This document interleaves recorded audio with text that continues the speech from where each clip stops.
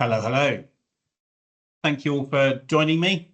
We'll just give it a minute or so to see if anybody else joins us, and then I'll jump straight in.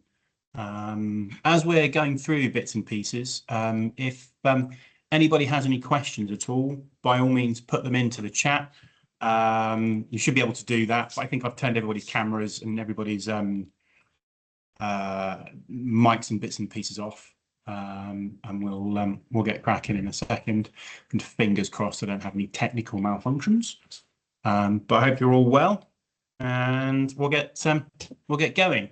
So if I hit this button here and that button there. Thanks very much for joining me today. We're going to have a look at the budget, but through a financial freedom lens, with the idea of looking at what has changed and how it impacts on the people that we work with. What it isn't today is a detailed briefing of every single change that's happened. There's been quite a few of those, and there is much better versions than we would have been able to do that go into quite technical detail about the various different changes. But what we've tried to highlight are the things that can be changed, should be changed, and then go from there. If you happen to have any questions, by all means, put them into the chat, and then there's a section at the end for each one of those.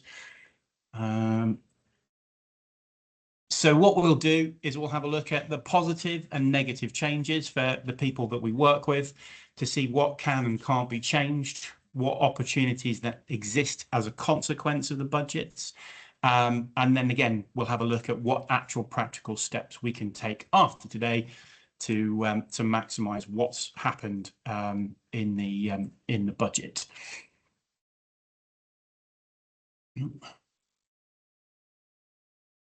So what we've done, as we do with more or less every kind of approach to planning that we have, is we will have assessed the budget through a financial planning lens, with the idea of looking at financial security, efficiency, and ultimately through financial freedom. The idea is to make sure that we exercise what we always do, which is we don't have a rigid plan for the people that we work with. What we do have is a process for planning. So what this budget will have done is it tweaked some of the inputs, which might then tweak some of the outputs. But before we go into much detail about this, I stumbled across this. There's a guy on LinkedIn called Dan Needle from Tax Policy Associates who put this chart together for the impact of the changes that are coming. And the impact of the changes are kind of mapped out from where we are now, which is in the 25-26 tax year, right through to the end of the current Parliament, which is obviously 2030-31. And I think ultimately there were lots of potential changes in the current budget, but as you can see, most of them don't kick in. They will take a little while for these changes to kick in. So as we're going through the actual immediate actions that we need to take, there's very, very few. But ultimately, the vast majority of these changes are at the back end of the current Parliament. So what we've done is we've taken a look at all of these changes, and the main message that we've got for everybody is to keep calm and carry on. There are no significant changes that need to be made as a consequence of this budget. That doesn't mean that there isn't some fine-tuning, but ultimately there is no mad dash to do anything, to make any significant changes, and it's to kind of keep calm and stay the course.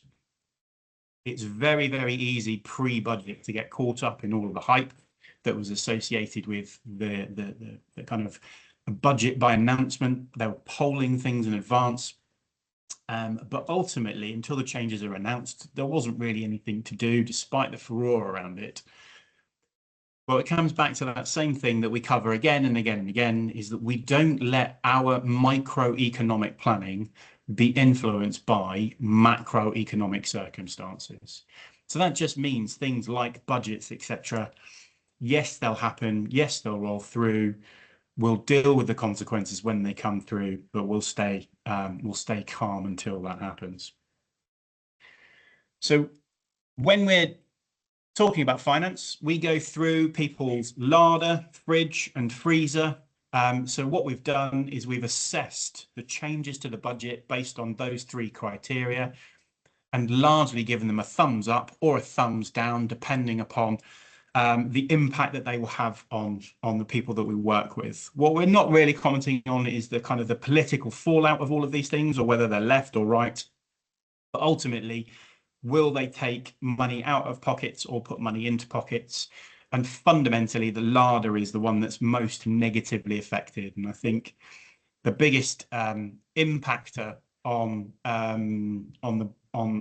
the budget is not the current impact. It will be the frozen income tax allowances, which will create something called fiscal drag.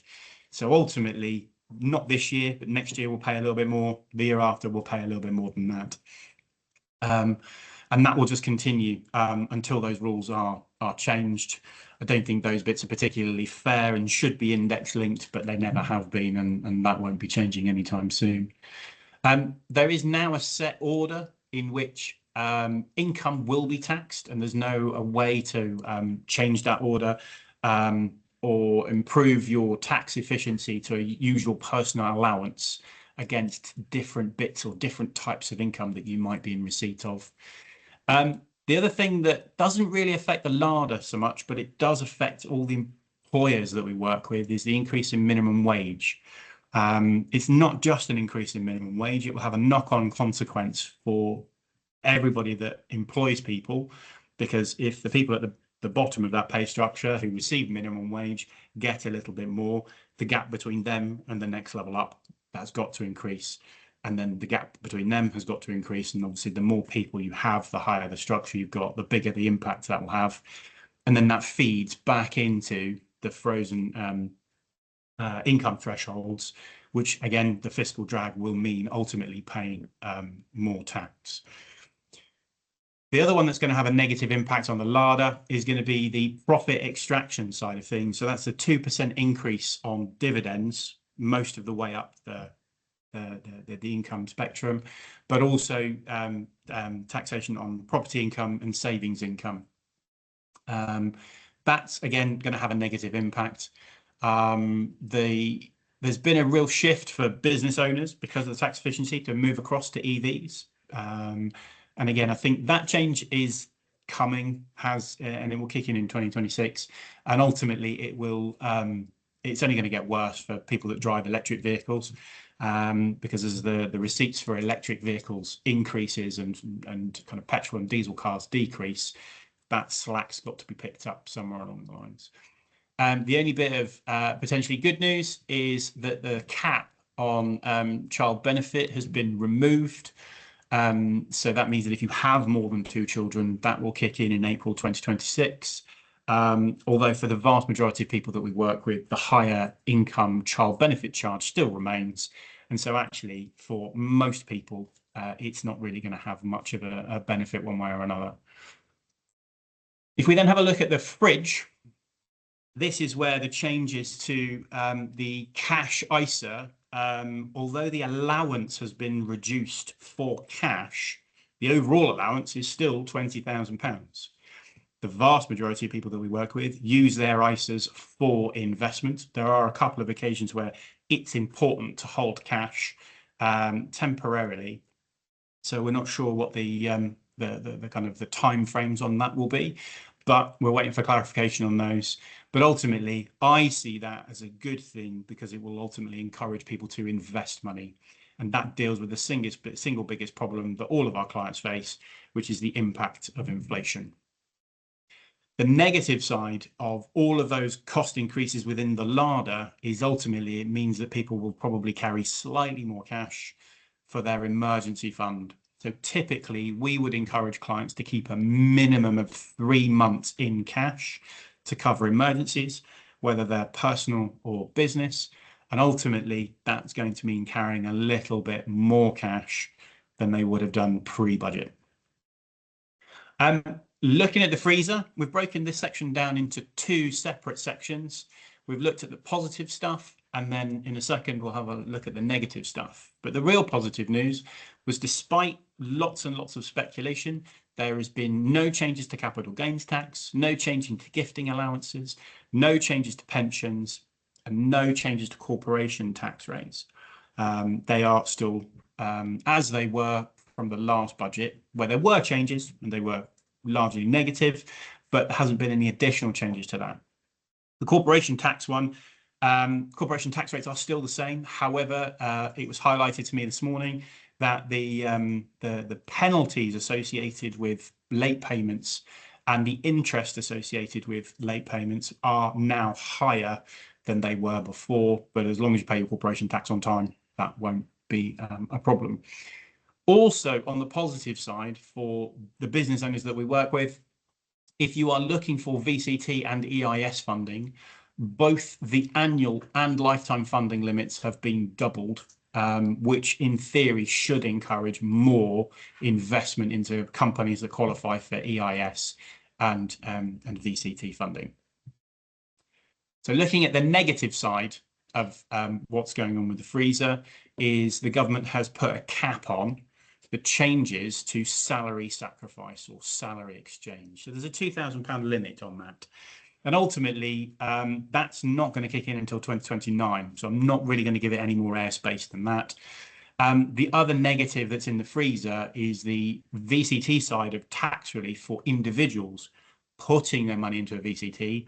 That has been cut from 30% to 20%. So when you factor in upfront costs and exit penalties, the tax relief numbers look significantly worse than they were before. And I think ultimately, we're going to be stepping away from more advice into VCTs because the investment returns haven't been there in recent years. So lots of the business owners that we work with are working towards some kind of exit of some sort. And the budget, there were no changes to CGT, which we see as a positive. That will hopefully set out a landscape that we all know the rules of and we can work towards and going forward. The only exception to that was CGT has been introduced to EOTs, or employee trusts. From what I understand, the government feels like they lost out £2.4 billion worth of thanks, Annie. 2.4 billion pounds worth of revenue, and has addressed that. So the tax consequences of setting up an EOT will increase. They'll go from basically nothing. Now that's not to say that EOTs shouldn't be looked at as an exit vehicle. They're just not as tax efficient as they once were. And for the right businesses with the right cultural and objective fit, they're still going to work. What has come about since the last budget is clarification over the changes to BPR, which is business property relief, and APR, which is agricultural property relief, and the changes that sat around those. There's been a lot of really smart people looking at the use of trusts around those. And again, I'm not going to go into any significant detail. The positive is that inheritance tax planning, where you have agricultural assets and business assets, is still possible. It is just really complicated now, much more complicated than it was 18 months ago. You will definitely need to get advice on it. It isn't something that a lay person is going to be able to do on their own. It's just desperately complicated now. So the planning opportunities that do exist are, one, hopefully the budget will make everybody take a step back and look at their cash ISAs. Cash ISAs for emergency funds are great, but ISAs are really intended to protect your investment assets from income tax and capital gains tax. Cash as an asset doesn't produce the same levels of return as other types of investment, and therefore it's not going to protect you from as much tax savings as having an investment. So ultimately, it will hopefully encourage more people to review what they're doing with their cash ISAs and invest them further.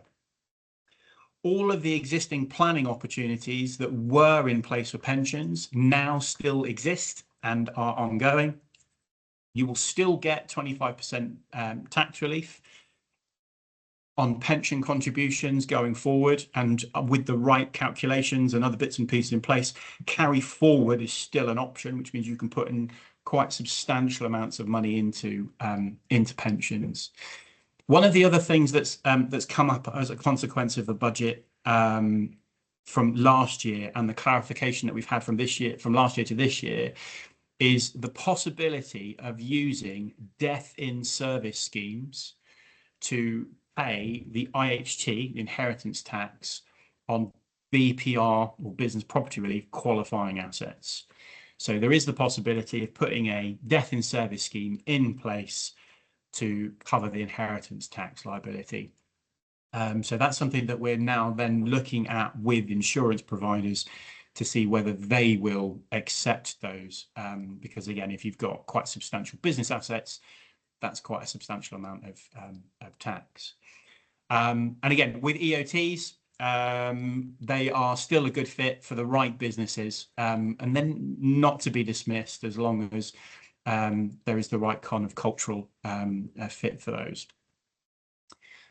So the next slide really is about what was not in the budget.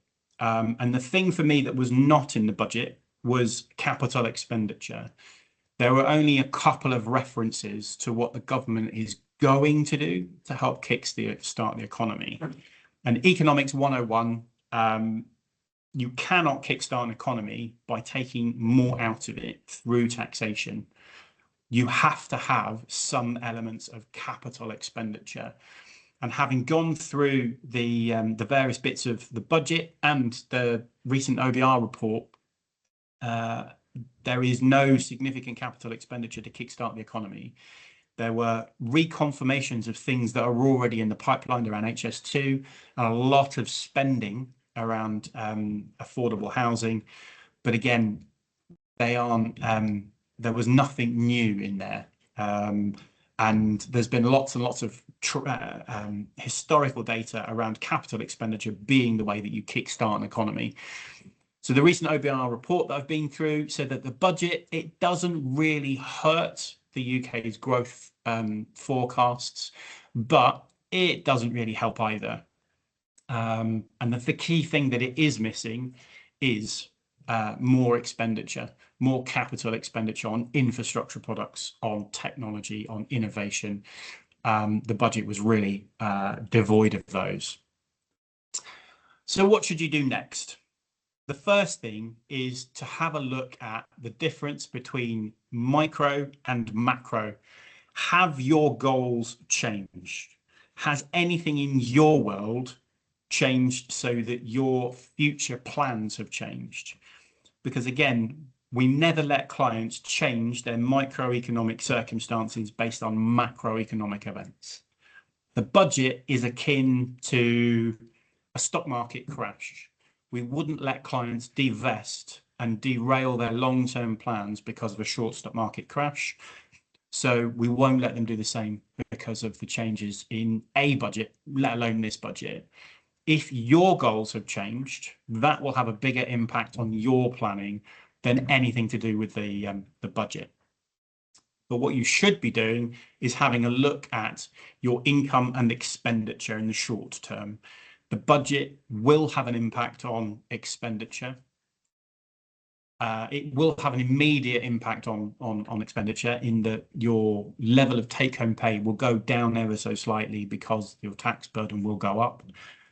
And as a consequence, that's going to have an impact on the level of emergency cash that you should be keeping back in your fridge.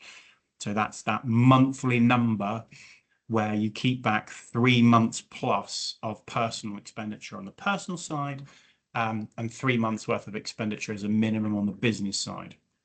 So that might need a little bit of fine tuning, but ultimately your freezer, as long as you are on course and you feel uncomfortable that you are on course to achieve your long-term financial objectives, there are no changes that need to be made there as a consequence of the budget.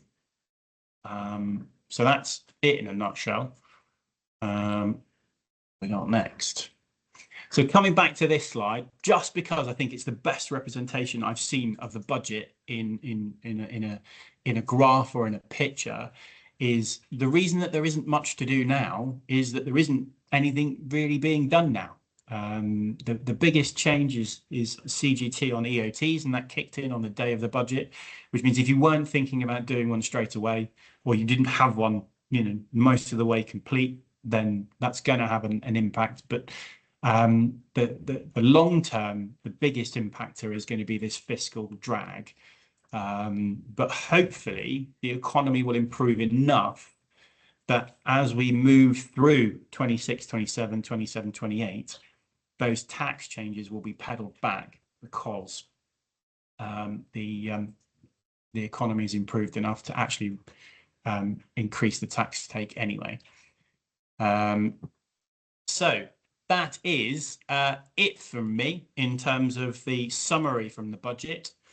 Does anybody have any questions?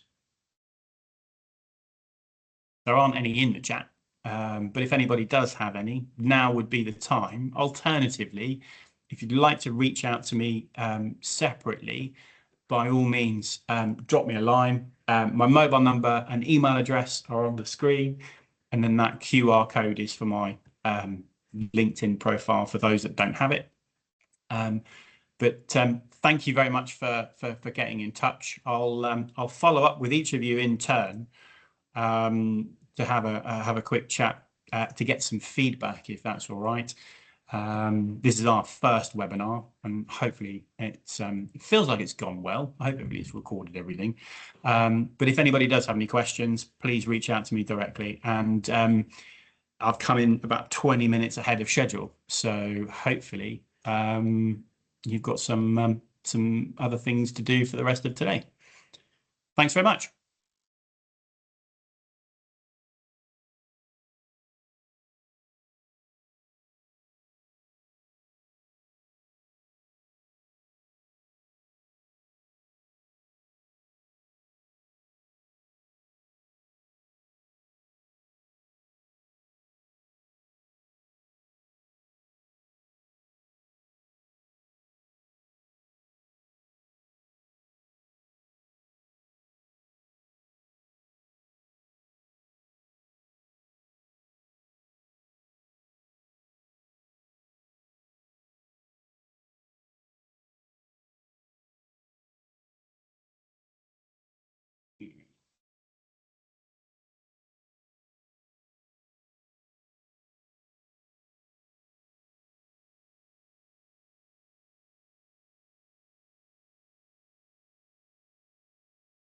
Right, what do we do next?